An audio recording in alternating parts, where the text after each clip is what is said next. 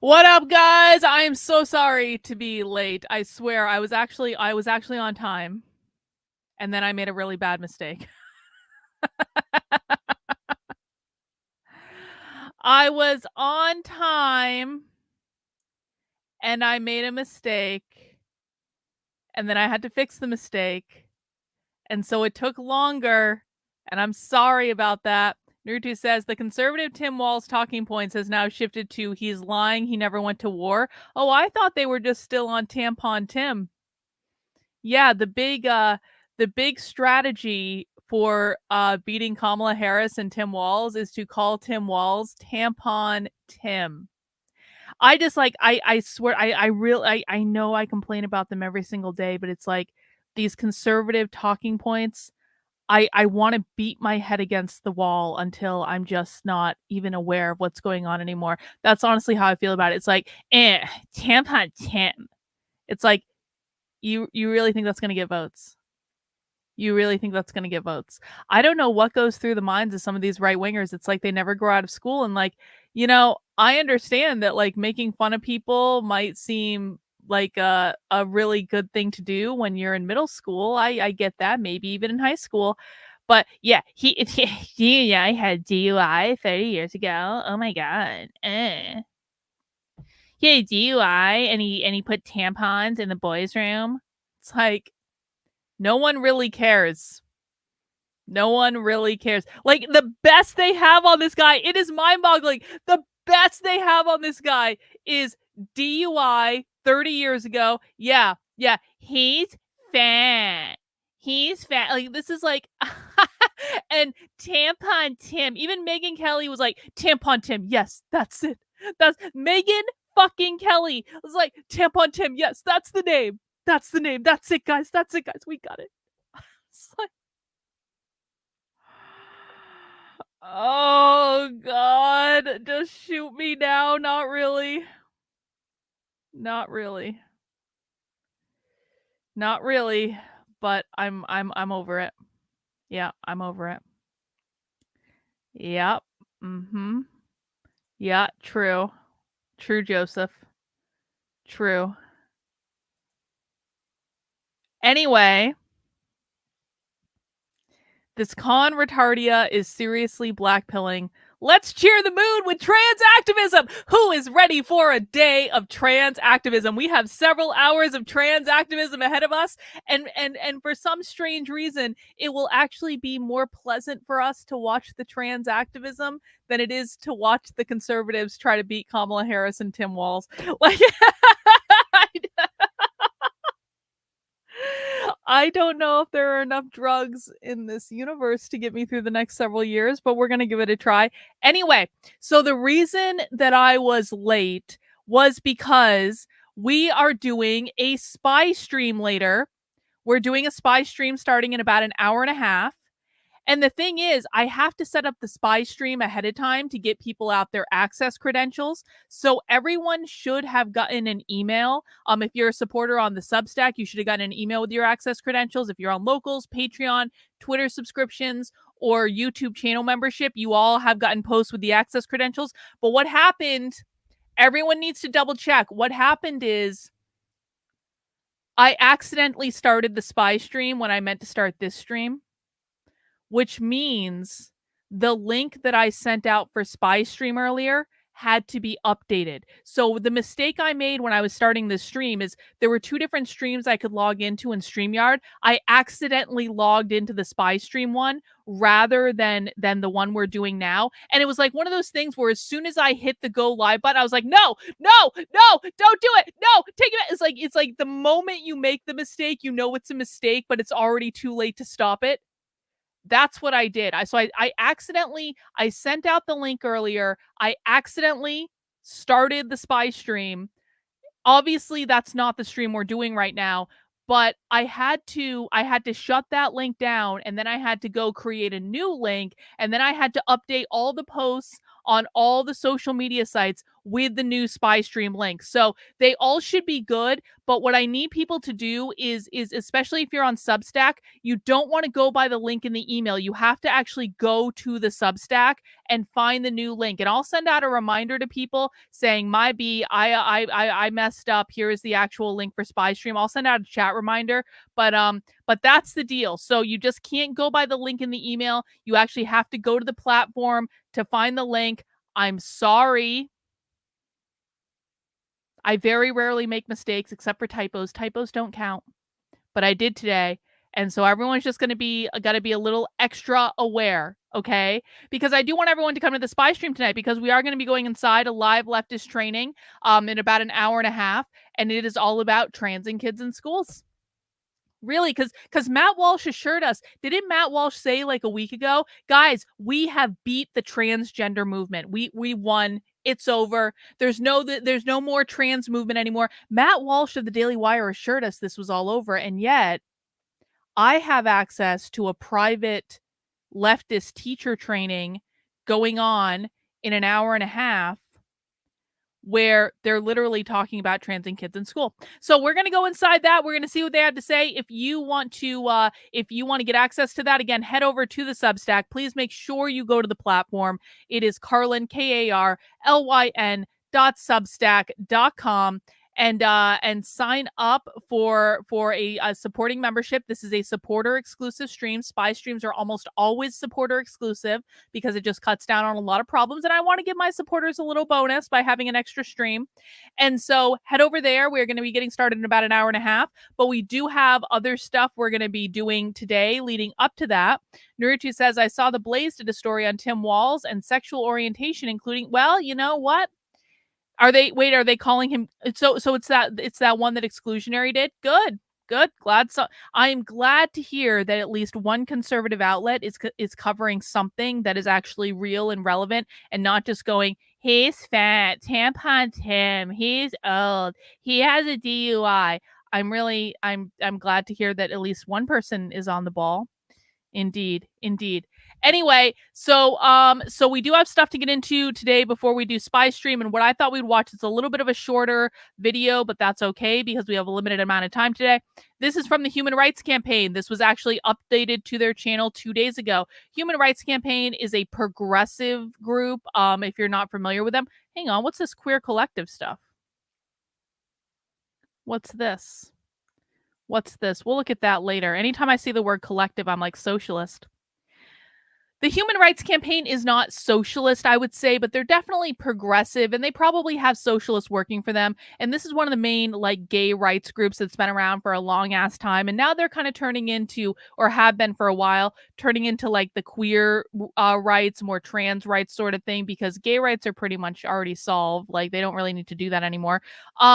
But so this is an organization that is a little bit more progressive, and they did do this panel where they updated it 2 days ago. Katie Barnes, they, them. Anytime you see they, them is queer. Award-winning journalist and author provides an overview of the current debate regarding transgender and non-binary athletes. They share their experiences covering transgender athletes and provide tools to better understand why transgender youth deserve to play sports that affirm their identity. Follow Katie's remarks, and they will be joined by Alex, he, him, a local transgender youth athlete, to share their experiences. This was recorded at Time to Thrive in the Upper Midwest on Saturday, May 18th, 2024. So a couple months ago, this was recorded, although it just got added to the internet. We're going to see what they had to say because, of course, like, you know, trans rights in sports is a big topic right now with the Olympics and all that. So I'm sure they might not be referencing the Olympics because this was recorded back in May. But still, let's see what the progressive organizations are saying about that. And guys, if you would be so kind, I am hurrying on a little bit much today because I was late. And again, I'm sorry about that. But if you would be so kind as to mount the like button for me, I would really appreciate it. Mounting the like button does let YouTube know to make sure to recommend my feed to more people so we can get more friends to come and join us to listen to the left and find out what's really going on. Because, you know, I have this crazy idea that if you don't actually listen to the left, you don't actually know what they're doing. So make sure you mount the like button for me. Make sure you are subscribed on whatever platform you're watching on, whether that be YouTube, X, or Rumble. And make sure you head over to the Substack to get your credentials to join us for Spy Stream in about an hour and a half. It's going to be great. If you've never been to a Spy Stream, today's a really good day to start. All right, guys, let's see what happened at this panel. Oh, wait, you guys can't hear that. Hang on. Sounds off. I know. I'm just rushing today. I am rushing. Not that one. That's the one I pulled up to look at later. What does it mean to be non-binary? Maybe we'll watch that. Maybe we'll watch that on Friday for happy hour. Yeah, exactly. I'm never late. I arrive precisely on time. Everyone else is just early. Even when I make a mistake, I am never late because I'm fixing that mistake. Anyway, let's get started. As a featured writer at the ESPN, Katie has provided coverage for women's sports superstars, including Maya Moore, Audra Wilson, and Amanda Nunes. Katie is a 3-time GLAAD Award nominee and a 2022 finalist for the Dan Jenkins Medal, an award honoring outstanding sports journalism. They were named the 2017 Journalist of the Year by the NLGYA, the Association of LGBTQ Journalists. Last year, Katie released their first book, First Play: How Sports Shapes the Gender Debates, which was named a must-read book for 2023 by Time magazine. Katie joins us today to discuss the important topic of transgender and non-binary youth in sports. Please help me welcome Katie Barnes.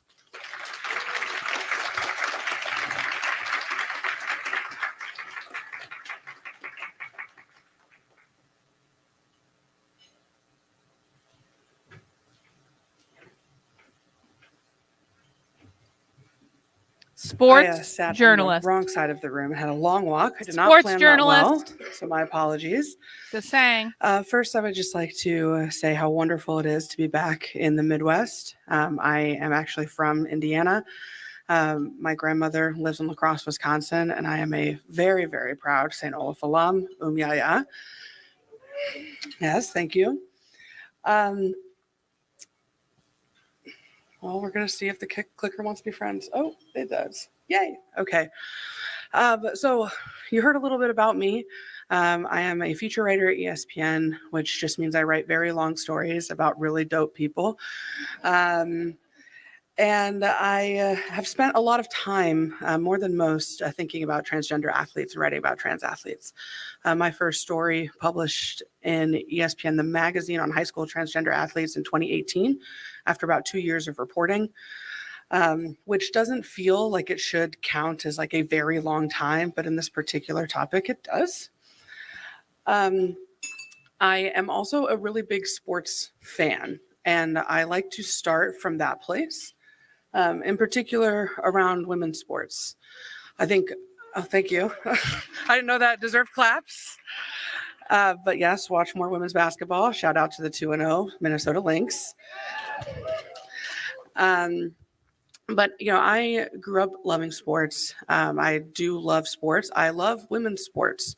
And I think that's an important place to start, and it's where I center my journalism, because a lot of times when we are talking about trans youth participating in sports, it's particularly placed as placed in tension with women's sports, which I don't believe should be the case. But for me, I don't have a career without women's sports. That's what I do almost exclusively from a coverage standpoint. And like I mentioned, I grew up playing girls' sports. Basketball in particular was my sport of choice. And you can see just a few of the folks that I have covered. At the bottom left, shout out to Minnesota's finest, Jalen Suggs and Paige Beckers. Okay, so many claps. I really love the claps and the woos. This is really making my day. And then in the top right is Jonquil Jones, who is a player for the New York Liberty. She is Black and queer and masculine of center. It's one of my favorite stories of exploring those ideas. And then right under Jonquil is Laysia Clarendon, who's the first trans and non-binary athlete, who also played for the Minnesota Lynx at one point and is now the point guard for the Los Angeles Sparks. And in my personal and professional opinion, the most consequential athlete in WNBA history. Ooh, let's see. Imagine thinking Maybe- a WNBA athlete is man. consequential Okay. in history. But I also think about this kid, who's me, obviously. Um, a gender bending kid from rural Indiana. My hometown's 1,400 people. Although the photo of me reading a book is actually at my grandmother's, and so I think you can see just a little hint of the Mississippi River in the background. But I often wonder, if I was that kid today, what would my experience be like? How would I be feeling? And what I would hope people would think about from my perspective. I think a lot of times when we are telling stories about transgender athletes, although frankly, when we're just talking about transgender athletes, we don't really center the humanity of trans people. And as a journalist and as somebody who's non-binary myself, that is something that I think is incredibly important, and I always strive to do in my journalism. Oh, okay. More claps. This is fantastic. Snaps. Affirmation. So just to start a little bit and sort of talking about the topic at hand, 24 states have passed restrictive legislation that target transgender youth and their access to sports. All of those laws do affect transgender girls. A handful, I believe it is 4, also affect transgender boys. And the overwhelming majority of them also go all the way up into college. And the one, I won't necessarily spend a lot of time taking apart the legislation, but the one thing I always like to say is that this legislation is written to be incredibly broad. I think in a way that isn't often discussed publicly. And so not just talking about affecting elementary schoolers, though the overwhelming majority of it does go all the way down to kindergarten. It also will affect all the way up into college, and not just competitive college, but specifically enumerated in many of these texts is also restricting access for club sports, which is effectively pay to play in college, as well as intramural sports, which if you are at a large Research One university, that could be including faculty, staff, and community members, as well as alumni. So it's a very broad group of people who are affected by this legislation, much broader than I think is often discussed publicly. So why is this happening? Because it's sports. And I get this question a lot from a lot of people because sports feels very trivial in the greater conversation for LGBTQ plus equality, right? Like a lot of advocates want to be having conversations about healthcare, about housing, about employment protections, about non-discrimination protections more broadly. And yet for the last 4 years, the discussion publicly has been really centered on sports. And I really think for my reporting and research, it comes down to about 3 reasons. One is that sports are incredibly important from a emotional and cultural perspective. 2 is that there's a complex governance system, which I will talk about.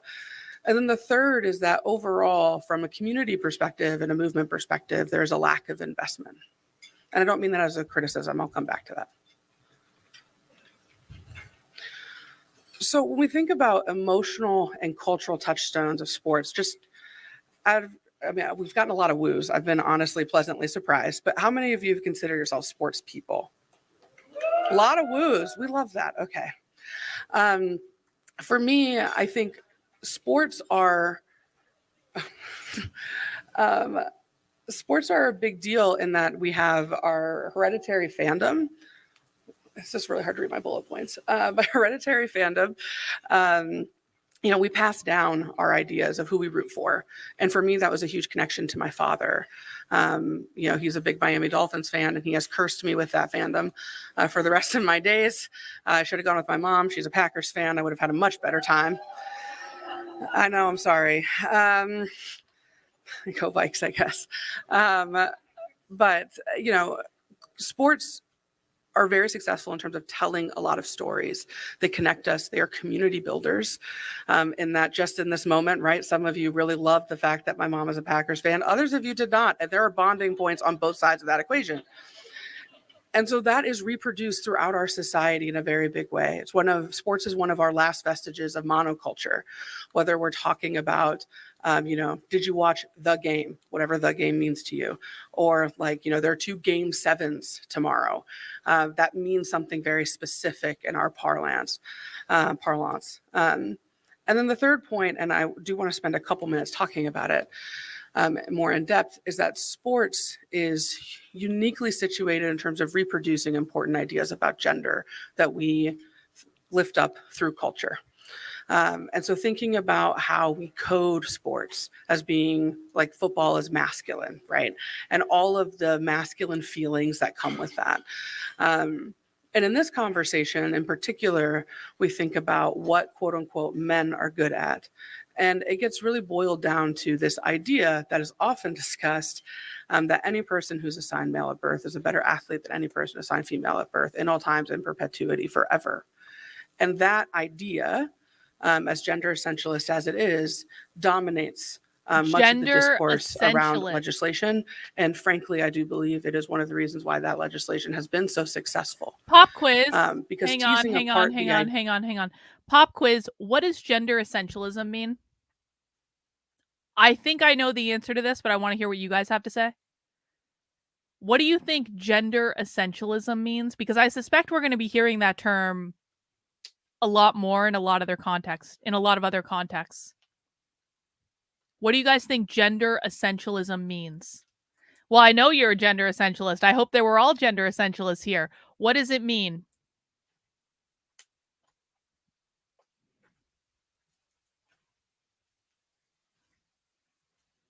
I'm not seeing any right answers yet. Guys, you're not giving me right answers. You're just throwing out keywords. Come on. I need people to start thinking. Reagan is close. I think that this is getting close. Yep. Yep. Exactly. Yep. What else might we say about it?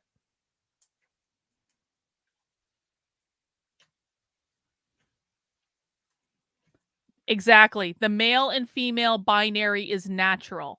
The male and female binary is innate. The male and female binary is real. That, I think, is what gender essentialism means. It's real. Exactly. The biology is essential to identify.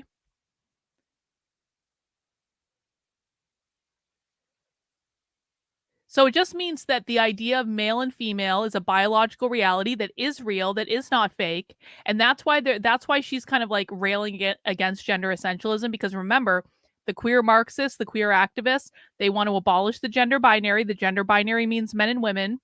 The patriarchy means the same thing. The patriarchy is another term for gender binary. Gender essentialism is referring to an acknowledgement and adherence to the gender binary, or an adherence to the patriarchy. Now, it does not mean, and this is really important, when you're talking about the left, the patriarchy doesn't mean what it does on the dissident right wing, which means men should be responsible for all of society and men should own women as property and all that fucking red pill bullshit. That's not what it means. It simply means that there are men and there are women and they're different. The reason the patriarchy, the origin of the patriarchy on the far left is that they believe capitalism created the patriarchy by falsely giving men more power by putting them in the workplace where they had access to all of the jobs and all of the money, whereas women were in the home where they were doing unpaid labor of raising the family. That's essentially what it means. The dissident right red pill version of the patriarchy means men are better than women and they should be in charge of all the decision making and they should control women and women should be submissive to men and blah, blah, blah, blah. That's not what it means in this sense. So you have to separate the two things. Does that make sense to everyone?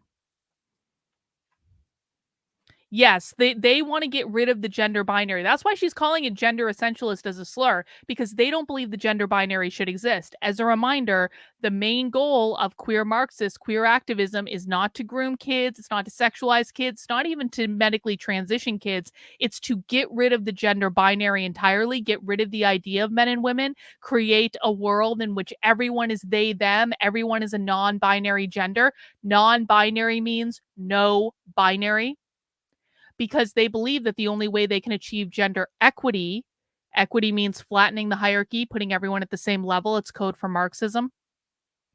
they believe the only way they can achieve gender equity is by getting rid of gender entirely.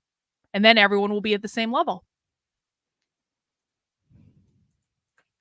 Idea that, quote unquote, boys should not play girl sports is very hard to do. It's a very easy argument to make. I agree that in general, boys should not play girl sports, but that's not who we're talking about. And also, we're not only talking about transgender girls and transgender women.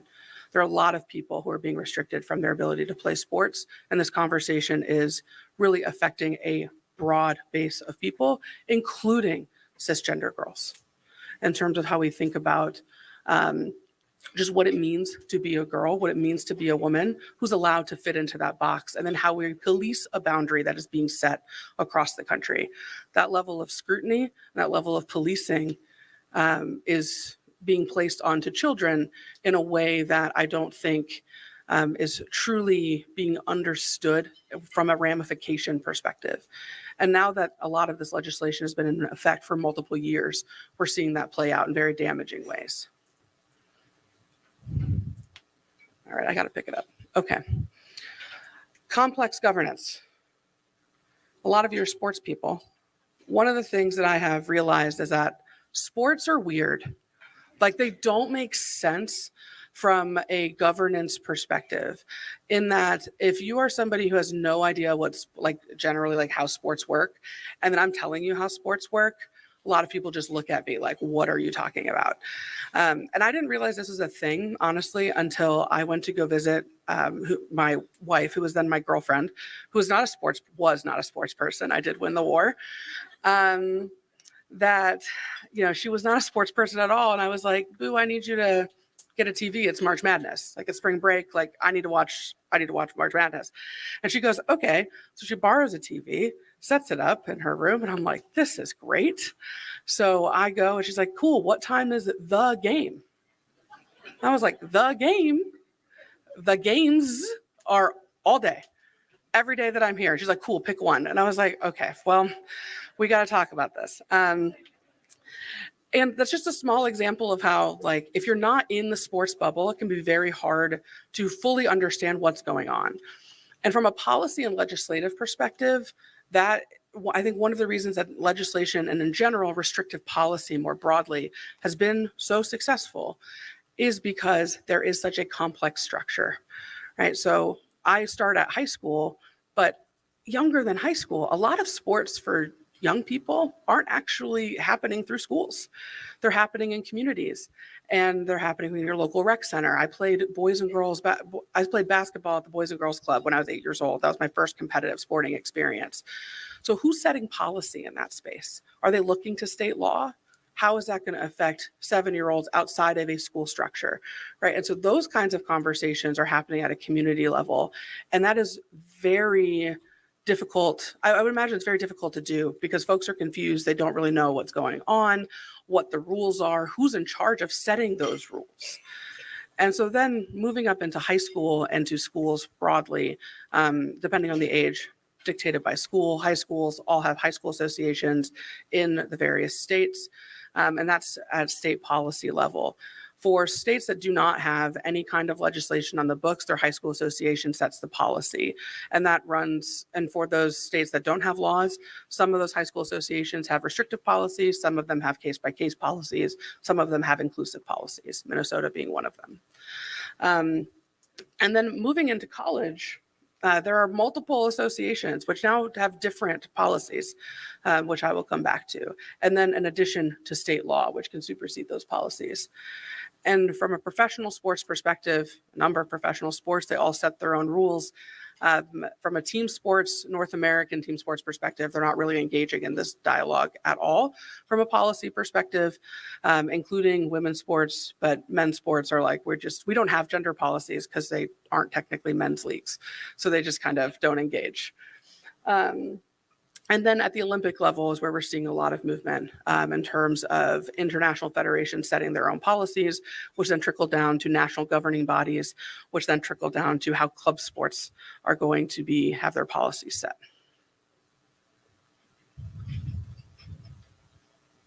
Oop. All right, I got a little happy with the clicker.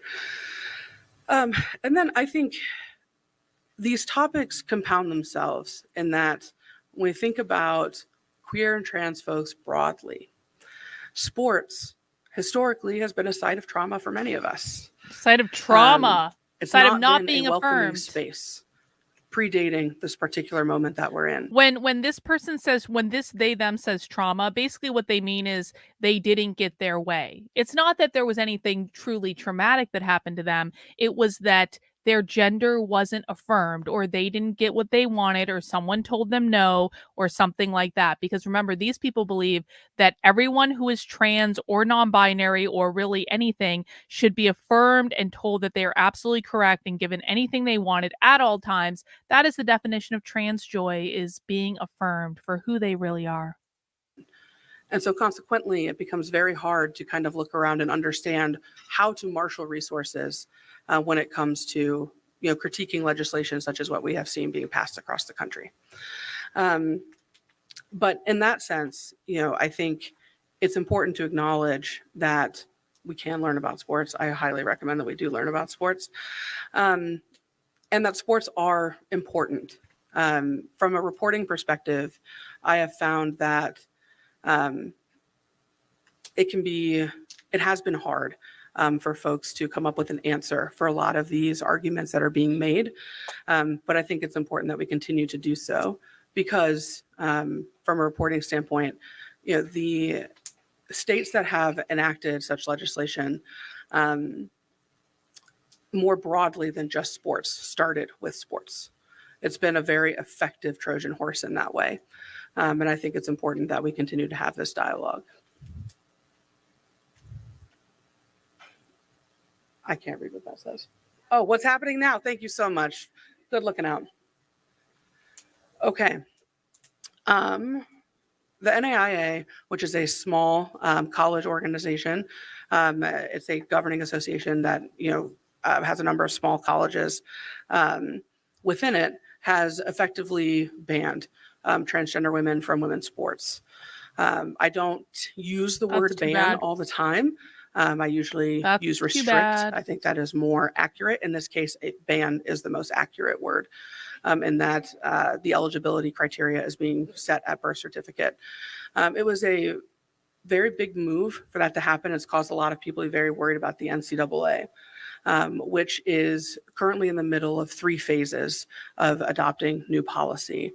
And so I won't get into all the details about it, but what it means is that the NCAA at this point in time is saying that they're going to adopt policies of the national governing body or bodies or the international federations. So each sport is going to have a different policy. And as that continues, as they continue to move as an organization into phase 3, that means the associations that have enacted really restrictive policies will then be adopted by the NCAA. And not just at the competitive Division I level, which is where, Caitlin Clark, for example, Division I athlete, former Division I athlete, but all the way down to Division III, which is where there are no scholarships. And so athletes at all 3 of those levels of competition, whether you're on scholarship or not, would be held to the same standard as Olympic track athletes if track is your sport, or Olympic basketball athletes if basketball is your sport.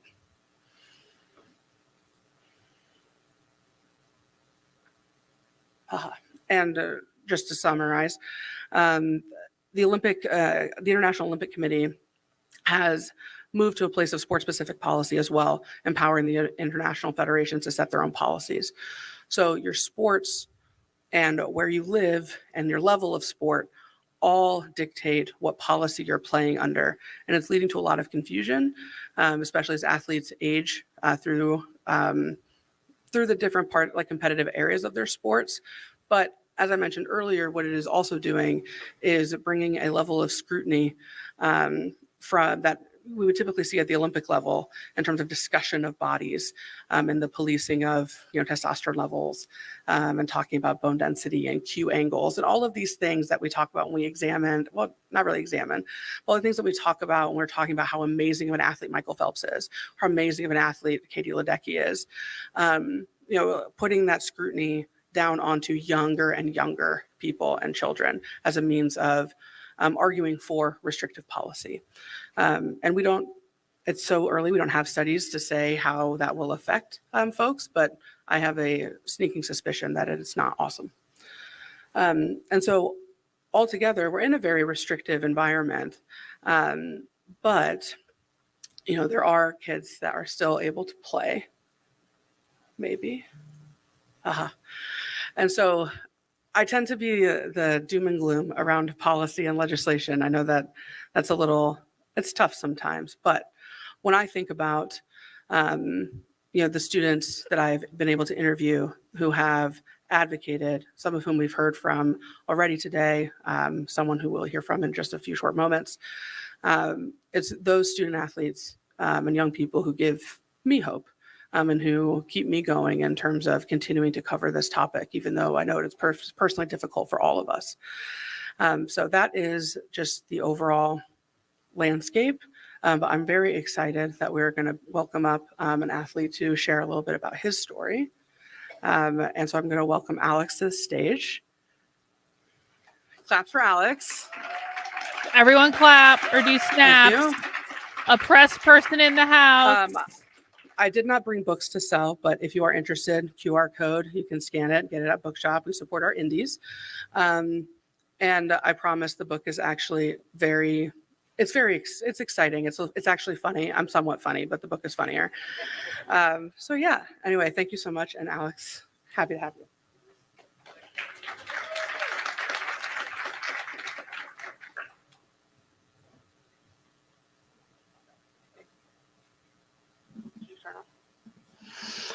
Okay, Alex, can you first start by just sharing with us a little bit about yourself and who you are?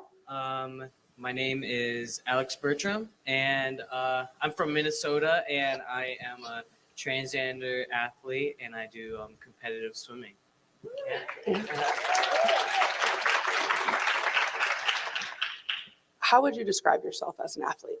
I would like to say that I'm really good at it, but but I mean, I've been doing swimming competitively since like 2017. I like swimming because I don't like the feeling of sweat, and I don't know. I just think of myself as a pretty normal athlete, except I stand out really well. In what ways do you think you stand out? Well, last year I joined the high school boys swim team, but I wear a girl's swimsuit, so it's kind of odd going to swim meets because it's like all guys, and then it's like, who's that one, right? And when you have that experience, how do you work through it? Well, I don't really know. I just my team's very accepting. Like when I knew some of the people before I joined, and I got asked some questions, but otherwise, like, no one really cared. So I haven't really had any interactions with like other swimmers. I just want to point this out because there have been a couple of people that keep pointing out the same thing over and over and over again.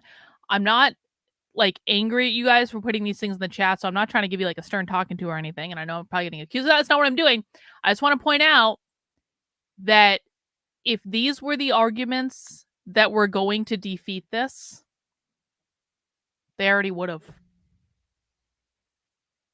It's not as though people don't know this information. They don't care.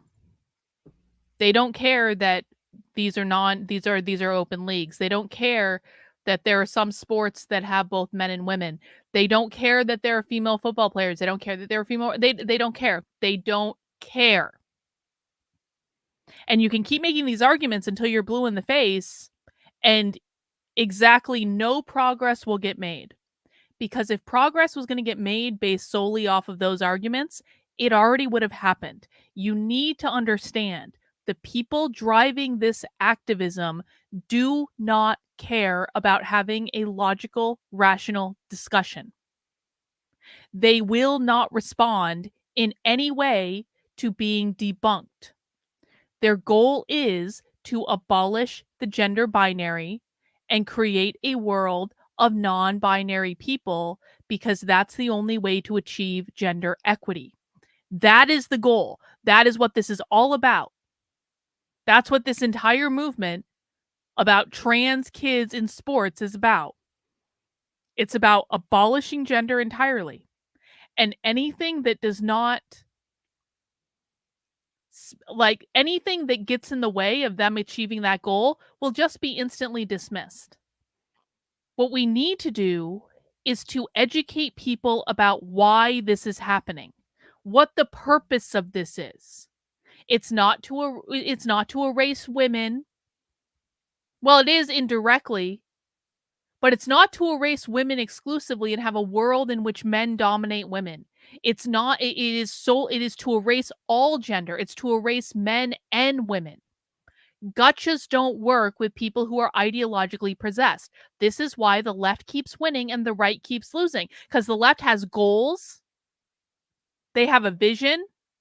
No, it's not about No, it is not about any surgery. You don't have to get any surgery. No surgery is required. This is a conservative cope talking point. So, like, make everybody eggs. Yes, make everyone the same.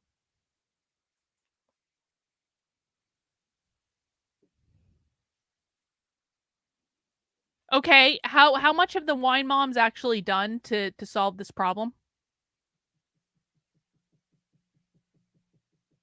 How much have my wine moms done? Have they done anything? Because the fact that this panel is even happening tells me the wine moms have done nothing. The fact that there is this controversy about the Olympics tells me that the wine moms haven't done shit. Do you want to know why the wine moms haven't done shit? The wine moms don't actually understand what's going on. Until people understand why this is happening, and until the right lets go of this notion that owning the libs and debunking them is all that's required, then you will continue to lose. I just don't know how much more blunt I can be. I feel like I say this every fucking day. I feel like I'm constantly slamming my head against the wall trying to get people to understand this. Owning the libs and debunking is not going to change anything.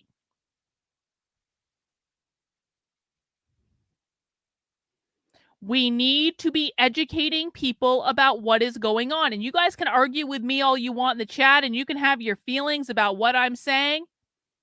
You can say, oh, you're full of shit, Carlin. This isn't going to work. Like, whatever. If you are not out there teaching people why this is happening and all you're doing is debunking and owning the libs, they're going to win and you're going to lose. And I told you so. And just remember I told you so when it happens. But like, it was just like the coaches otherwise who really cared. If you're comfortable, can you say more about that? Well, like, there has been actually a lot of times where when I go up on the block, I get nervous, and then like, the other swimmers just treat me normally. They'll be like, "Hey, good luck, swim well." But then there's times where like their coaches will like talk to me, be like, "Why are you even here? Why should you be here?" And there was even a time where like I got out of the water and I was done with my race, and some other coach was just like, "Why? Like, I can't believe that someone like that would be here." And I was standing right next to him, like I wasn't even there. So when you hear things like that, just walk me through kind of what goes through your mind and how, and what ultimately makes you feel better and good. Well, what goes through my mind is that I think it's crazy that an adult would care so much about a kid, like just a kid wanting to do a sport. And, it honestly sucks. But then I remember that, like, that's just like one person out of so many other people that actually care and support me. And so it's kind of like, yes, this person doesn't like me, but they don't know how cool I am, so it doesn't matter. I love that.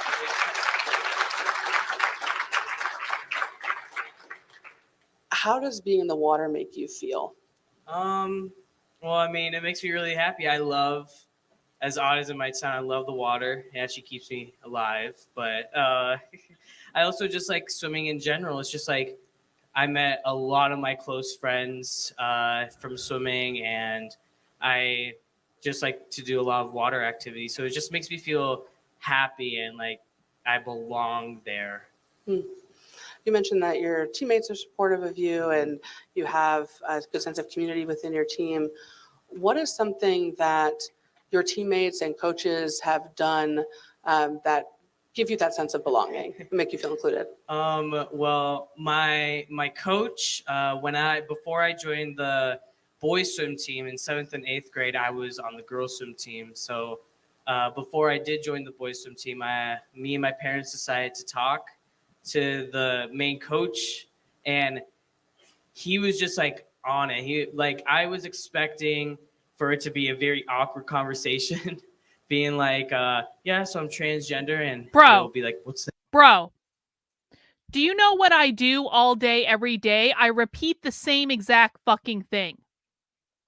Do you know what I've done all day, every day for years?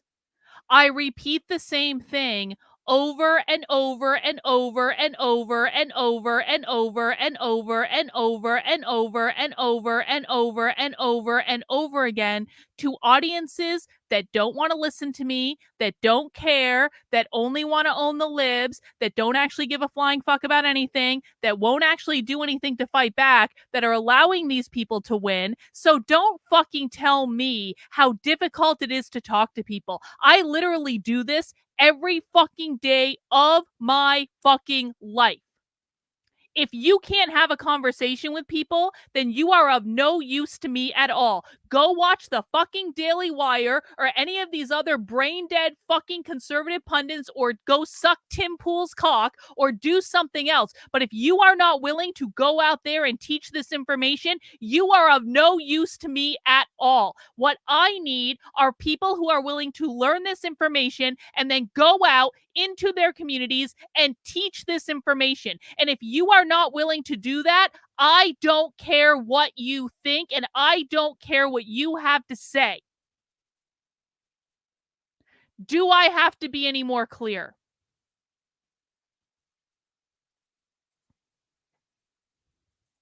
That I was waiting for that conversation, but he was like, yeah, cool, I'm on it, I'll get everything done. He just knew what to do.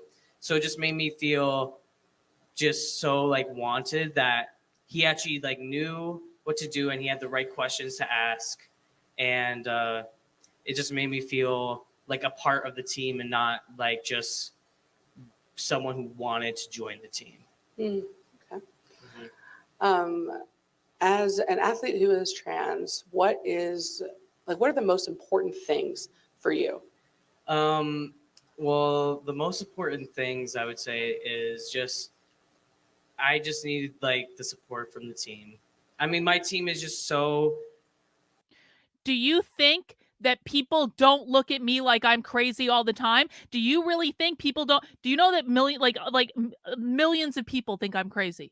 Literally, I'm not making that up. Millions of fucking people think I'm crazy. Do you know I have been smeared to within an inch of my fucking sanity because I do this? So you're complaining about a wine mom looking at you cross-eyed?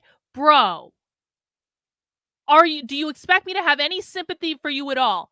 You're supposed to be a man? Put on your fucking big boy pants and suck it up and ignore the fucking wine mom that's laughing at you and go do it again. Why am I yelling at you? Because you are wasting my fucking time. You're wasting my time debunking in the chat. You're wasting my time trying to own the libs. Now you're whining and complaining about how mean people are when you try to tell them this stuff. Do you have any fucking idea what I have been put through over the last several years? Do you have any fucking idea?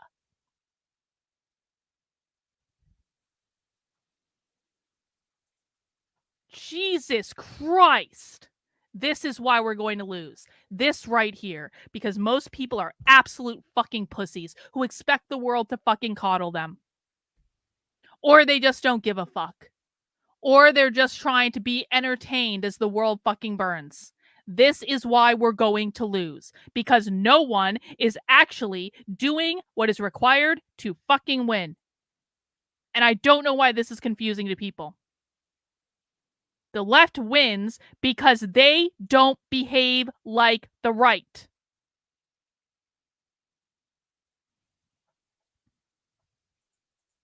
So supportive and stuff, and they just they they understand me a lot. Like, we have just codes for everything, and if something does happen, like a coach calls me out or even a swimmer, they're on it. I feel like I don't have to do anything almost, because sure, I tell them off and stuff, but then they also tell them off. So it just makes me feel that, like, yes, it's affecting me, but then it's like also affecting like the whole team because they also care. So by tell them off, you mean communicate how cool you are. Exactly. Yes. Exactly. It sounds like for you that, it's important. It's been really important to your experience to not necessarily have to constantly advocate and educate while being a part of your swim team. Yeah. I mean, when I did join the team at the start, I had a lot of questions from a lot of people, but I never got like a question like, why are you even here? Or like, they were just wondering like how I like wanted to join the team and how I wanted to be a part of it. Yeah. What is the hardest thing about competitive swimming that those of us who are non-swimmers would probably not know? Well, I would say All right. Now you're getting to put in a timeout for continuing to whine in my chat. I don't want to hear it, bro. You got kicked out of a school board meeting one time? You did? Wow, I did too. I got a restraining order from a school, and then I got dragged by conservatives because I was protesting a kid a school that was covering up for teachers sexually molesting kids, and then I got dragged by conservatives and called crazy all over the fucking internet because I got a restraining order. So you got kicked out of a meeting? Oh, I feel so badly for you, bro. I feel so bad. Poor baby. Poor baby. That must have been really hard for you in your private life where you got kicked out of a school board meeting. I'm sure that was just awful, and I'm sure that necessitates coming and whining in my fucking chat about it. You're getting put in a timeout now. You keep whining in my fucking chat, you're going to get banned. I don't want to hear it. Jesus Christ. People wonder why I yell on the internet because this is every day for years. These fucking weak pussy conservatives who can't be bothered to do the fucking basics. And the minute that they do, they whine and complain. But no, I'll do it. I'll go get kicked out of the school board meeting. I'll get told I'm crazy by millions of people. I'll do it. Don't worry. I'll do your fucking job for you. I'll do my job and your job and everyone else's job. I don't care. I'll do it. Now the rest of you are going to do it. I'll fucking do it. Jesus Christ. I shouldn't say none of the rest of you. Some of you are doing it. So I don't mean to yell at the people who are actually being productive, but like the whining when all we're doing is sitting here watching a boring presentation and I still have fucking whining in my chat, I just don't even know what to say.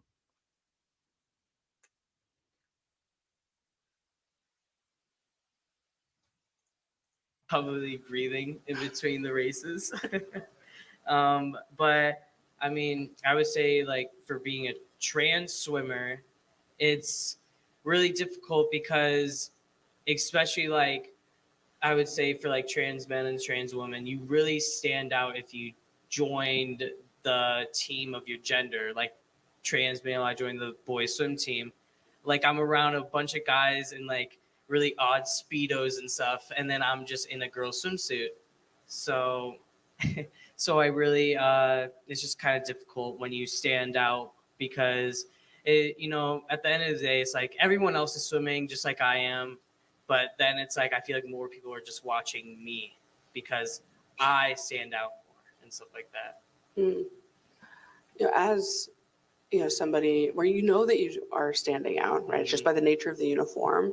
How do you put pressure on yourself? Like, how do you deal with that? I do put a lot of pressure on myself. I feel like I have to like really show them that I belong, that I'm just like them, basically. I'm not like that different. I might be cooler. I might be. Can I just do a side note real quick? Because we got a little extra time. This presentation is really boring. We're not really getting much out of it. We're going to finish it, don't get me wrong. But like this is kind of like your typical progressive presentation. And by the way, the reason they chose a trans boy instead of a trans girl is it's a lot harder to attack a trans boy in boys sports than it is to attack a trans girl in girls sports. So the choice of a trans male athlete was very deliberate to be like, look, we just want to play sports. Look, we're not threatening. Look at this. Blah, blah, blah, blah, blah. Can I just take a side note?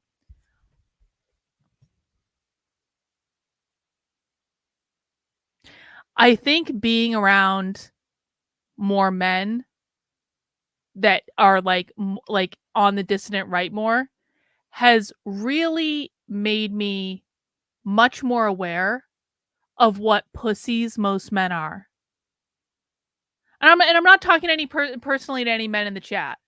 I'm not like I don't know who's watching right now. I don't know who's listening. So I'm not directing it at anyone specific. But like it is actually shocking to me how many men will go out there on the internet and say like men should be put in charge and women shouldn't be in politics and blah, blah, blah, blah, blah, blah, blah, blah, blah. The men who do that are usually, not always, but usually the biggest fucking pussies and the biggest fucking cowards. And it is so upsetting to me because it's like, yo, yeah, well, yeah, Myron would be like the first on my list for that. If I'm honest about it, I do not like him at all. I don't think he's smart. I don't understand what people see in that podcast. I don't get it at all. Yeah. Yeah. My energy can overpower like most of these men. And some people say, well, Carlin, you're more masculine than the average girl. Yeah, okay, maybe I do have more masculine energy. I get it. But it's not as though I haven't been overpowered by men in my life. It's not as though that hasn't happened. It's not as though like I used to date like almost exclusively like men who were like they were fucking men. Cuz I sometimes I do like feeling like a girl. That's the way it is. But it's like it is genuinely shocking to me. Like what is and I can understand it.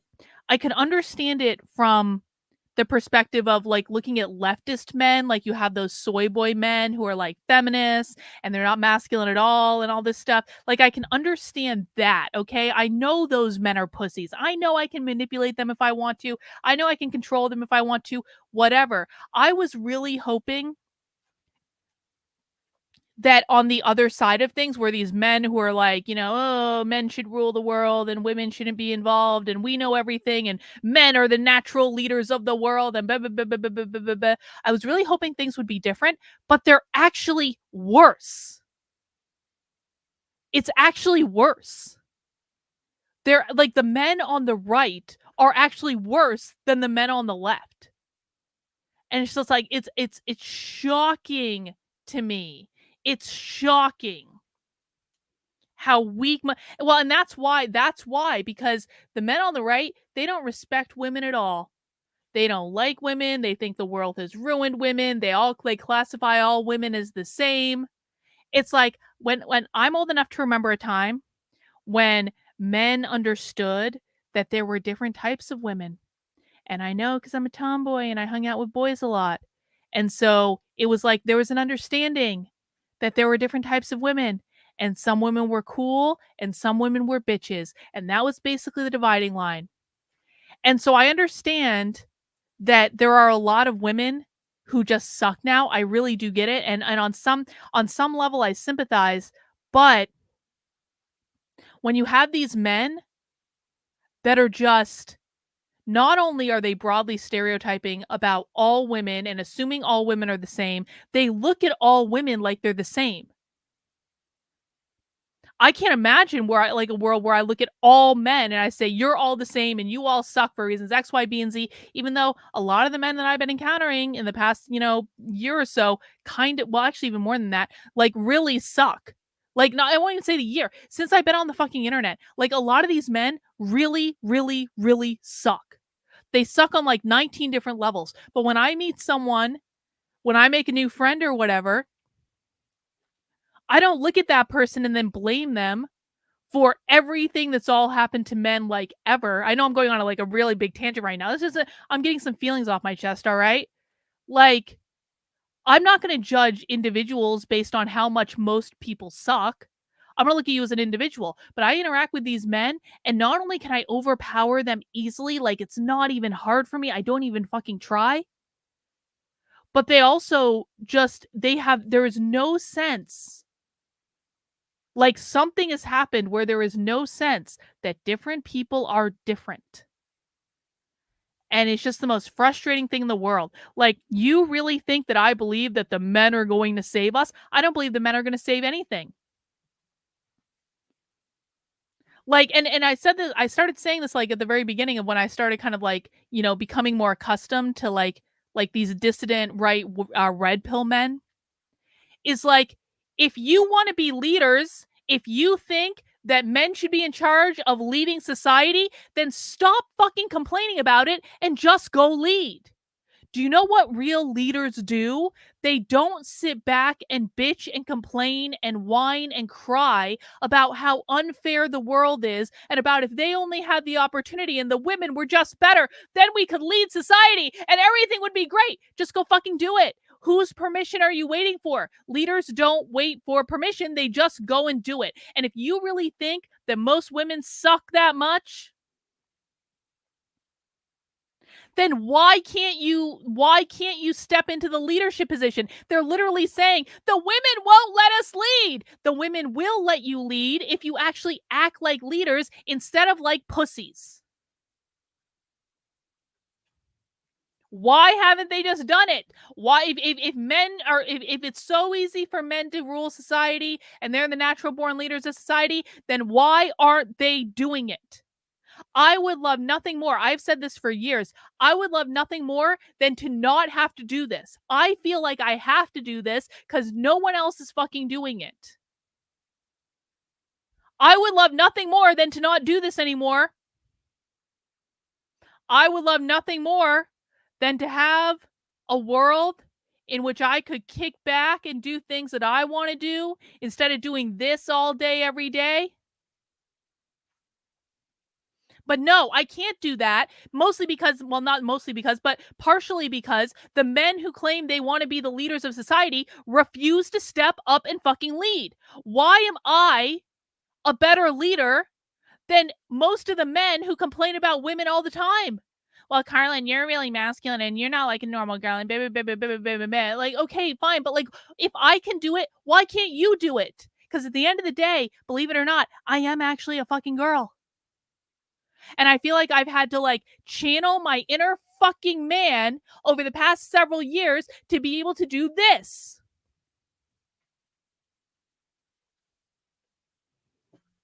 But if I have real men who are stepping up and behaving like men, then I don't have to do it anymore. I don't know what this is so difficult. Anyway, thank you for letting me rant. Let's finish up. I might be a little bit better, but I'm still like a person like them. I still want to swim like them, and I just want to prove to them that even if they don't think I belong, I do belong because like I'm a good swimmer and I like to think that I'm a good person. But like, yeah, I just want them to know that I stand out, so I get really nervous. I am a family of a barfer. I barf a lot. I feel like you should give the group context for the barfing. Right. I get very, very nervous because it's just like a lot of people are watching and it's kind of like just a pressure for the team and stuff. So after I'm done swimming, once it's all over and all the pressure is gone, I have to like barf it all out after I swim. And my team's also very supportive with that. I just have to give them a thumbs up, and then they point me in the direction of a trash can. It's perfect. It's real inclusive team you got there. Exactly. Yes. We're getting a little loose. Okay. Yeah. I think I mentioned it earlier, but a lot of this discussion when we're talking about transgender athletes is very focused on transgender girls and women. Yeah. And you do not fit that category. And so how I'm just wondering, like, have you connected with any other transgender men in sports? What's that been like for you? It is. There's been the rare occasions at bigger swim meets, team and club, where like I'll just like look across and be like, "Is that also a girl's swimsuit?" And then like we like meet up, and then it's like really cool because I think like throughout my whole career of swimming, I've only met like 2 people in the high school team who are transgender athletes, and it's so weird because it's like so rare that it's like you really have to be like, oh my god, like so excited about it. There was also like a time where like a little group I was in set up something and got to meet this guy Chris. He's he does triathlons, and he has a great mustache. I don't know, he has like a curly mustache and it's amazing. He's a transgender athlete like I am, and it's just really fun because then like you guys get to bond over things. Be like, no way, me too. Yeah, it just makes you feel like you're not the only one, even when you are the only one in a room. Mm. Yes, that guy, Chris Mosier. Yeah. My favorite thing. Oh, we've watched Nike Chris Mosier. sponsored, We watched him for a transgender spy athlete, stream. and has competed Yeah. in. Actually, I think he has worlds coming up. You guys remember Chris Mosier? He's the cyclist. We watched Chris Mosier for a spy stream. I've got a whole spy stream of him somewhere talking about trans. He basically did every talking point about trans kids in sports and walked everyone through it. And duathlon in particular, run, bike, run. But yes, he will love being described as that guy, Chris, with the mustache. I'll pass that on. Very affirming. Yeah. But you talked about that connection, right? Mm-hmm. Like that surge of that moment of recognition. And for you, like, how does that make you feel? Well, it makes me feel like really good because there's even like times like, there's some people on the team that I'm closer to, so I'll talk to them, but they don't fully understand. So when I actually talk to someone like Chris, he fully understands. So it's like amazing because then you're like, oh yeah, I don't like how I feel in this swimsuit, and then he'll be like, oh yeah, me too. When other people will be like, oh yeah, I hear you, but they don't understand fully. So it's more of like a connection when you actually meet someone who does like the sport that you do while you're also trans. So then you're like actually get to bond over it almost. Yeah, that makes a lot of sense. Mm-hmm. We've talked a lot about the ways in which you have felt included and have Mm-hmm. that sense of belonging. Have there ever been times where you have felt excluded? Yes.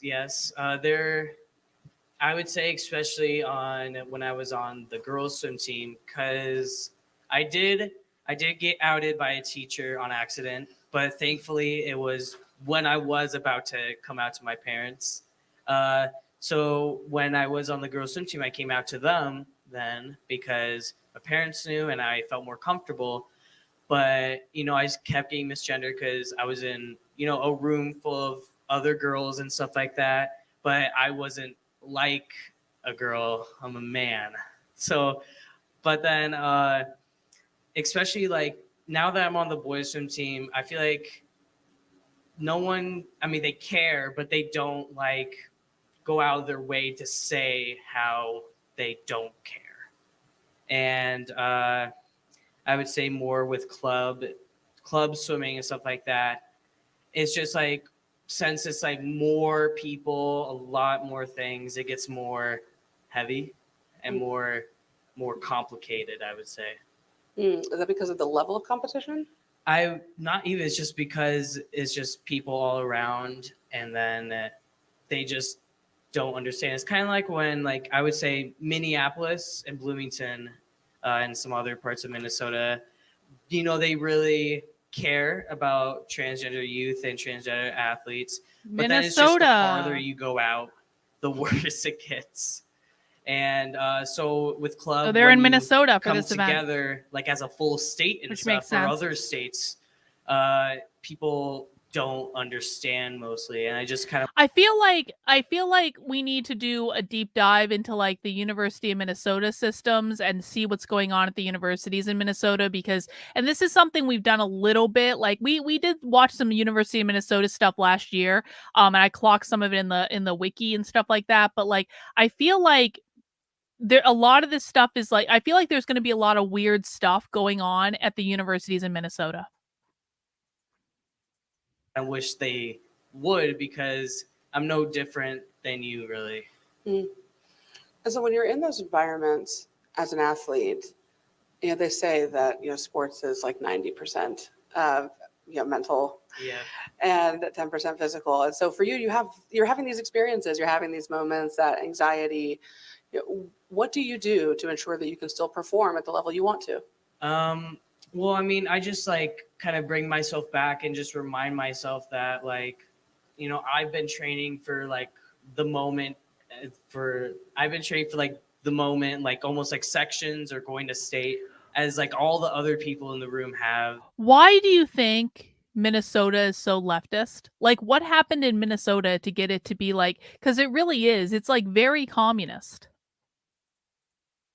And it's like, I might be different, but I'm not that different. And I still deserve the same things that they're getting at the same level. So it's just reminding myself that I belong, and that even though I might not seem like I'm that I'm like not at the level that they're at, I still deserve to do it because I am at that.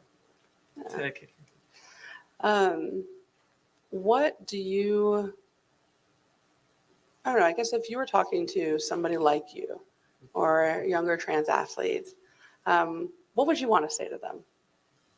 I would just want to say and like just remind them that even though it's like super difficult to be a trans athlete, it's not an easy road to take. That it's still very rewarding at the end. It's still, even though it might be a very bumpy path, there's still like the smooth roads where it's like a lot of fun and stuff.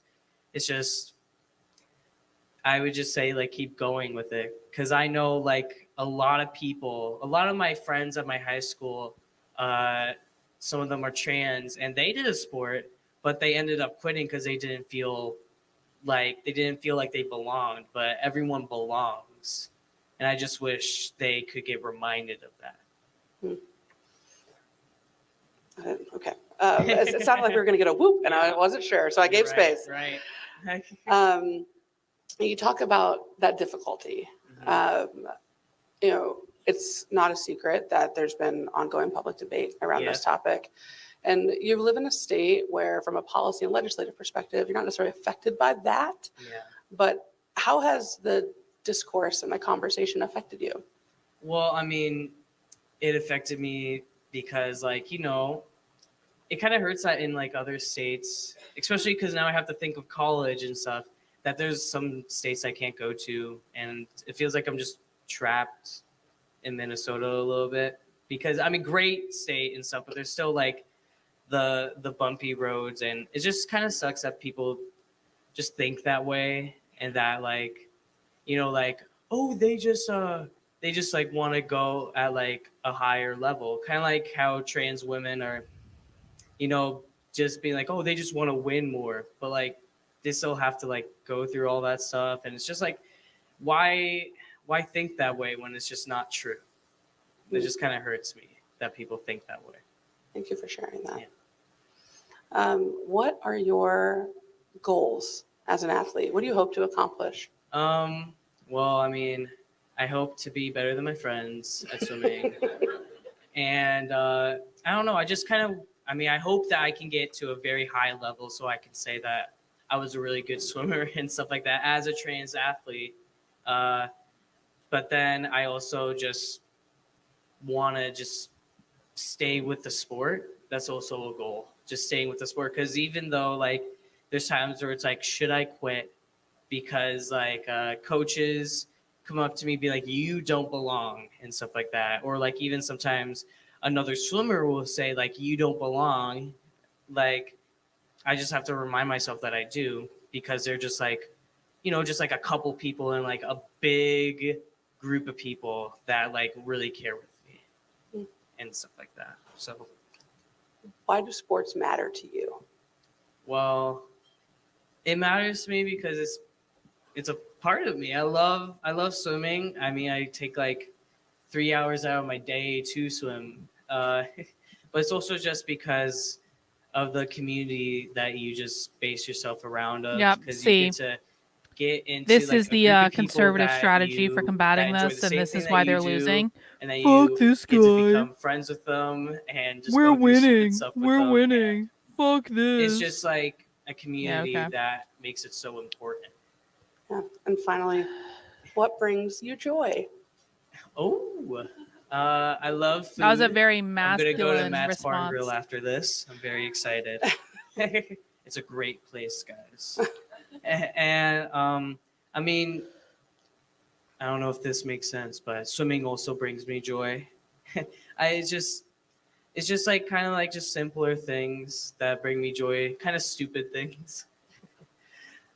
It's just We like are the the most simple smart things people. bring like the most You are the joy out of retard. life. That's And, what I mean. I You're just the love that retard about here. it. You're the one we're making fun All of. right. Well, You're thank not you so much smart. for being here. Thank You're you not for sharing your helpful. story with us. We don't really care what you have to say. That's it. All right. So I guess nothing real eventful in that one. You never quite know this is why we don't actually watch a lot of these progressive organizations anymore, because quite frankly, every once in a while you stumble on something, but really it's kind of just like, it's just meh. But it is good to know what they're doing, and oftentimes an uneventful presentation can be just as good as an eventful presentation, because at least I do know something about you, bro. I do know something about you. I know that you are a retard that is not able to comprehend what we're doing here. So I don't know why you stopped by my Twitter page. I don't know why you found it. I'll be more than happy to go and block you in a second. But like, I know that you're not smart enough to be in my audience. Trust me, I've been doing this a while. I know who's smart enough to be here and who's not.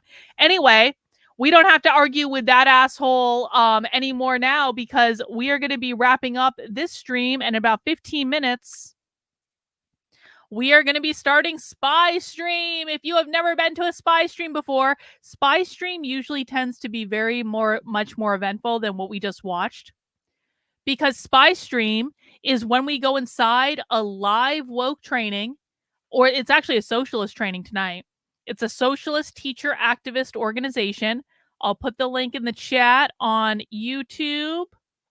I will put the link in the chat over on Rumble. But I don't know if anyone's on Rumble right now, but no, there are people on Rumble. My mistake. Hi, Rumble. I see you too. And if you guys want to see inside a live teacher training that's talking about transing kids in schools from a far left socialist activist organization, because they are still doing this stuff. I don't care how many times Matt Walsh says we're winning, we're winning, we're winning. They are still doing this stuff. And so what I'm going to be doing in about 15 minutes is taking you inside one of these presentations and showing you what they say when they think that people like us are not listening. And the way you get access to that is by heading over to the Substack, Carlyn, KARLYN.substack.com. Just go to the post right in the middle of the homepage right now. And you can, if you are a subscriber on the site for $8 a month, $80 a year, you will be able to scroll down to the bottom and get access to the Spy Stream. If you are a supporter on Locals, on Patreon, on Twitter subscriptions, or YouTube channel memberships, I've also posted the information there. Just a heads up that I posted this information earlier and then I fucked up the original link. And so I had to update the link. So if the link that you are accessing is not live in about 15 by 7 o'clock at the absolute latest, then you need to go back to the original platform that you're a supporter on and find the link. Okay? I apologize. It was my screw up, but everyone just needs to go to whatever platform you're supporting on and find the link, and you will find the updated link on the actual platform. Anyway, I got to go get the Spy Stream set up now. I can't set it up when I'm doing other streams, so I have to wait till afterwards. I hope to be getting started in about 15 minutes. So everyone go take a break. Go get a drink. Go get a snack. Come back. Join us. And we'll be going inside a live training tonight, and it's going to be awesome. All right, guys, if I don't see you for Spy Stream, I will see you at 5 p.m. tomorrow. Take care. Have a good one. We'll see you soon. Bye.